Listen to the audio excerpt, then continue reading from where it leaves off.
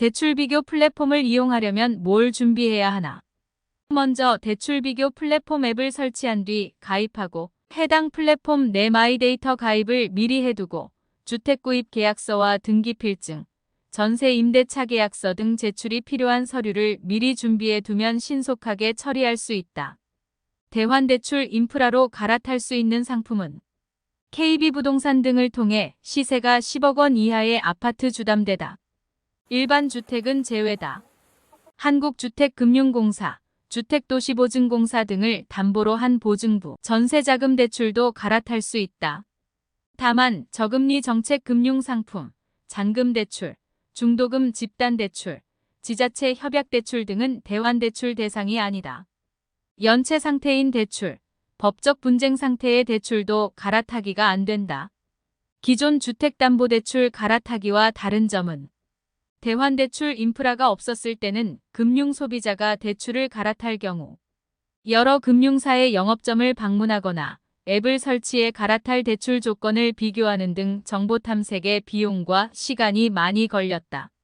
신규 대출 약정 때도 기존 대출 상환을 위해 기존 대출 금융사의 영업점 방문, 직원 통화 등 본인 확인을 거쳐 상환 절차를 진행해야만 했다. 하지만 대환대출 인프라 구축 후 금융소비자는 갈아탈 신규 대출 조건을 모바일에서 한 번에 확인할 수 있어 정보 탐색이 훨씬 쉬워졌다. 대출 약정 때도 기존처럼 금융사 영업점을 방문하거나 직원과 통화할 필요 없이 대출이동 중개 시스템, 금결원을 통해 대출금 상환이 자동으로 처리된다. 금리 수준, 중도 상환 수수료가 높아 효과가 별로 없지 않나. 과거에 비해 주담대 전세 대출 금리가 다소 높은 수준이고 대환 시 발생하는 중도 상환 수수료, 신용대출 전세 대출 0.6 내지 0.7%, 주담대 1.2 내지 1.4% 등까지 감안하면 대환 대출이 활발히 발생할 수 있는 여건은 아니다. 다만 대출 상품에 대한 정보가 부족해 자신에게 가장 유리한 대출을 받지 못한 차주 등 대환이 필요한 소비자가 쉽게 대출을 탐색해 대환이 가능하다. 또 향후 금리가 하락할 경우 많은 금융 소비자가 더 낮은 금리의 대출 상품으로 손쉽게 갈아탈 수 있는 시스템이 될 수 있다. 기존 주택 처분 조건 약정 이행부 주담대를 받았으나 아직 기존 주택을 처분하지 않았다면 기존 주택 처분 조건 약정을 이행하지 않은 주택담보대출은 신규 대출이 불가능하다. 기존 주택 처분 조건 약정을 이행하지 않은 차주가 대환을 하게 되는 경우 처분 기한이 신규 대출 체결일로부터 새롭게 기산돼 처분 기한이 연장되는 결과가 발생하기 때문이다. 대환 대출금이 총 부채 원리금 상환 비율 DSR 한도를 초과하면 DSR 규제 비율 은행 40%, 이금융권 50%를 초과하는 차주는 대환을 위한 신규 대출을 받을 수 없다.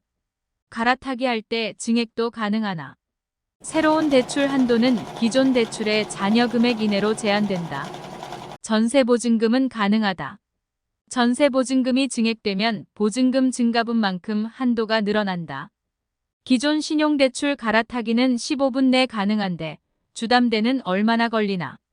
기존 신용대출은 15분 정도 걸리지만 아파트 대환대출은 2 내지 7일이 소요된다.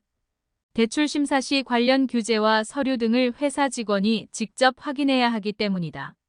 금융사들이 금리 행사를 펼친다는데 갈아타기 서비스 개시 일정에 맞춰 금융사들은 금리를 낮춘 다양한 비대면 신규 대출 상품을 출시한다. 어은행은 대면 상품에 비해 금리가 0.4%포인트 낮은 비대면 주담대 상품 선보인다. B은행은 서비스 일정에 맞춰 관련 상품의 금리를 0.1 내지 0.2%포인트 추가 우대한다.